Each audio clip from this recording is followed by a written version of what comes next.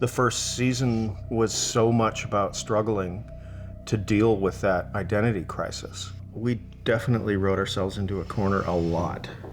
Almost every episode. And then definitely in the finale, we pretty much drove the whole mess off a cliff. For me, that's always been the fear of doing any series is like complacency. But there's too much to deal with on this show that I don't feel like we ever kind of fall into that. It just moves too fast. It's easier in the sense that a lot of the world has already been established. We're always raising the bar on one another, both script-wise and then directorially. Maybe we don't really want it to get easier.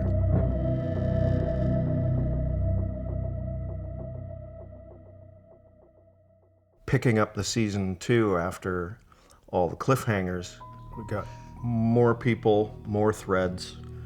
It always becomes an exercise in what story don't we tell? Basically, coming back to season 2 was really cool in a bunch of respects because we wrote season 1 knowing that if there was a season 2, where a lot of this might go. We didn't have all the answers, but we had sort of tent poles. Allison's stressed.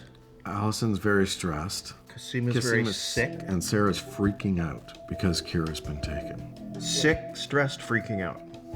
In a way, it sort of echoes back in my mind a little bit to season 1, first episode, where she's kind of alone, and that's sort of Sarah's state. But she's a lot more desperate this time around. She has a lot more to lose. Can we back up a sec? Okay? No, we need to go, Fee. She's driven a pretty big wedge between everybody, and I hope that Felix will be by her side, but it's been a long couple of months, and I think he's getting tired, and he's getting just a little bit fed up of constantly having to bail out the Clone Club. Allison, we left her in a state of denial, and I think she's kind of still there, definitely still there. I think everything that happened to her last season has sort of completely changed the fabric of her life, and there's no way to kind of get it back, but she'll pretend that everything's good. I need to go out. It's absolutely essential. At the end of the first season, he is outed as Allison's monitor. She thought it was Ainsley, and we all know how that went. Ainsley? And somehow he escaped under the radar. She has no idea, and here he is secretly spying on his own wife. He's got ulterior motives, for sure. These samples aren't gonna go to Dyad. I do my own research. This is my biology. It's my decision. Okay? Okay. We really left with the confession of I'm sick.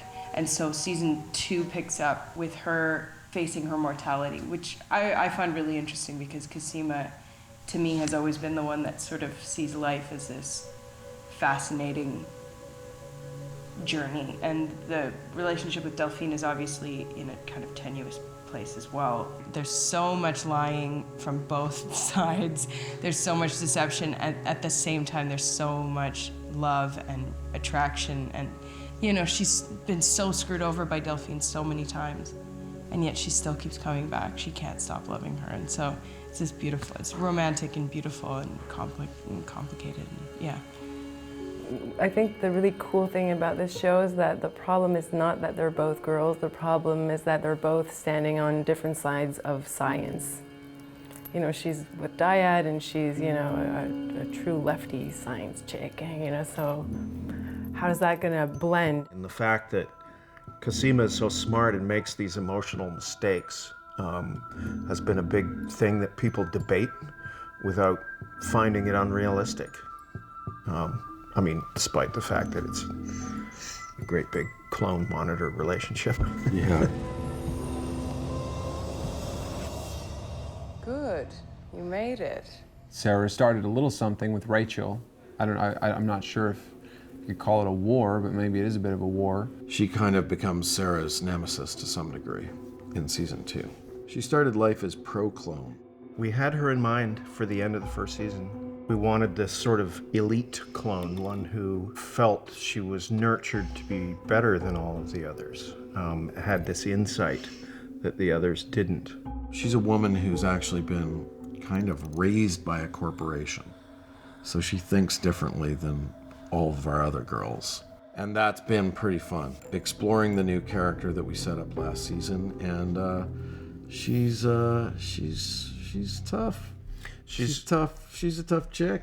Rachel's a hard one to love until you get to know her. When Tat comes to set as Rachel is a bit like when she comes to set as Allison.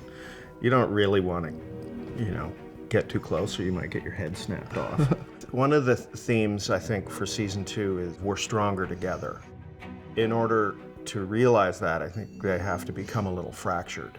They're all trying to maintain their own lives and pursue their own portions of the mystery, but it's not until they come together that the sisterhood can really kind of triumph in season 2.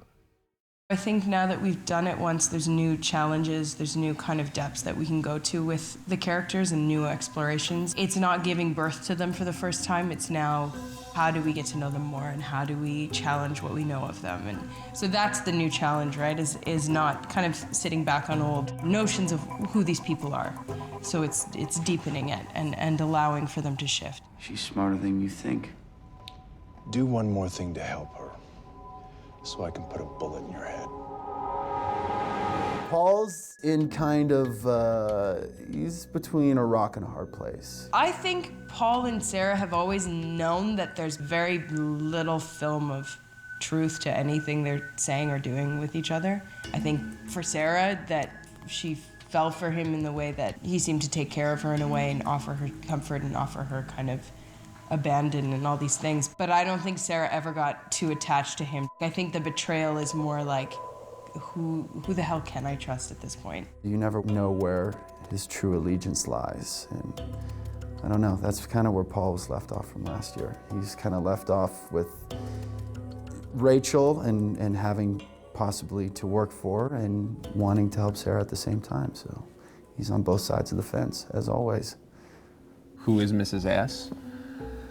That's a big flashing question mark. I think Mrs. S has so many secrets that Sarah's sort of completely blown away by and sort of like blindsided by, and yet she needs her. Again, it's this thing of like, how do I trust you after I realize that you've been lying to me my whole life? Mostly what we learned about her in season 1, I think, is where she came from, and it's kind of her sort of devious or dubious path is alluded to a lot, but we don't, we get to understand that she's made of strong stuff and she doesn't brook any messers, and she takes fantastic care of Kira. Herself and Sarah clash a lot, but you do get the idea that they're made of kind of similar stubborn stuff. Sarah and Mrs. S, I feel like the more we've played that relationship this year, the more Maria and I have discovered how similar they are and why they come up against each other so much. In season 2, because the chips are down, because it's there is clear and present danger for Kira, you see her do the things that we know she is capable of. She gets physical in order to protect her. Sarah, don't run. Come on. Last season, Art was just starting to crack the whole mystery. He was just beginning to realize that that the word clone existed in real life, and he's on the bubble. He's on the precipice of something big. Art is I feel like the like moral center of this show, and like I know Sarah trusts him even though she can't necessarily trust him, but he's definitely stood up for her and taken care of her. He's a good enough judge of character to recognize, for the most part, when he's being played and when he's not being played. Despite the fact that he had the wool pulled over his eyes for pretty much the entire season as to who she was. But she has something to offer. She does hold the key. Without her, where can he go? She is the in for him, so he has to trust her. He really does.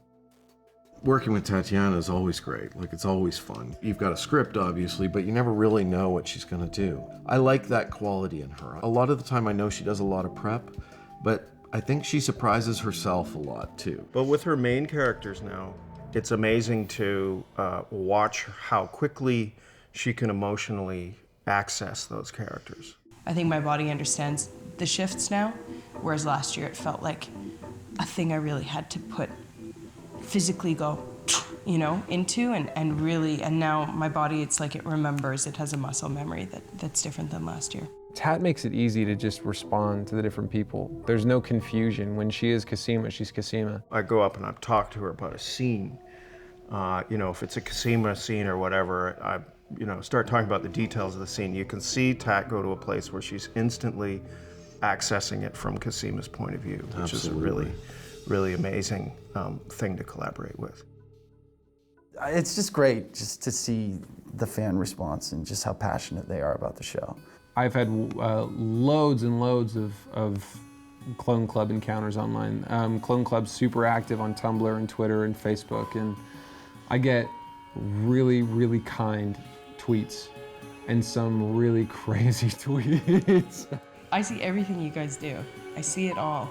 You know, I'm pretty good. Every once in a while I get recognized, but I was in the grocery store one day and I was just trying to buy like asparagus and diapers for my kids, like that crazy sort of combination day where, you know, and I was recognized by like 3 different people in the produce section and 1 person in the baby food aisle and then the cashier and the guy, and I just couldn't get away from it that day. And everybody was so stoked. They were all just sort of vibrating about the show, which was amazing, you know, that the show gets people to that level. My best friend sort of Googled my name and she was like, Evelyn, you gotta see this, there's something happening. And I think the first thing she saw was the YouTube videos of, you know, me and Tatiana making out to really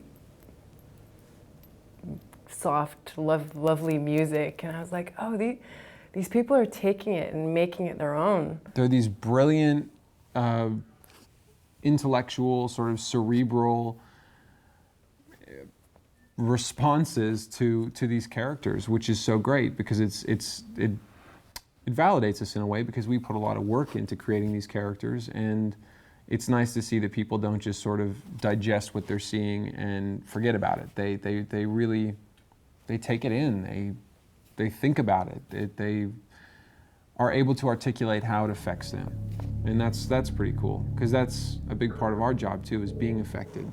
It's fun. It's just fun that I get to jump into all these different worlds of all these different clones that are all so different. We've got kind of like, we're doing Born Identity with Sarah, we're doing a suburban psychodrama, we're doing a labby, geeky clone thing, we've got a corporate clone lording over everyone. That's one thing I love about this show is that not only do each of the clones' worlds have like a completely different tone, but each episode itself, you know, we deal with horror, we deal with relationships, the intimacy of relationships, we deal with science, we deal with bureaucracy. It's like they each have a really unique tone to them. It's like we're shooting a different movie every time that we come to set.